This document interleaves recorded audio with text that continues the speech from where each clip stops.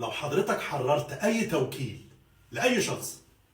لاي شخص وحبيت تلغي هذا التوكيل تقدر تلغيه اي وقت، ولكن علشان يتم اثره قانونا في المستقبل ضد اي تصرف ممكن وكيلك يعمله وانت ما تعلمش بيه، لازم تعلن وكيلك بهذا الالغاء. طب هتعلنه ازاي؟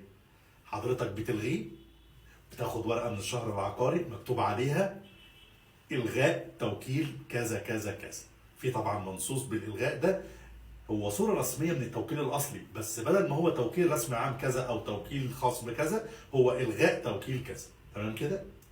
تاخد التوكيل ده وتروح على قلم المحضرين اللي ساكن فيه الشخص ده او مكتبه او مكانه او اي شيء يدل عليه، وبتعمل له انذار على يد محضر رسمي بالغاء هذا التوكيل. كده انت حميت نفسك ضد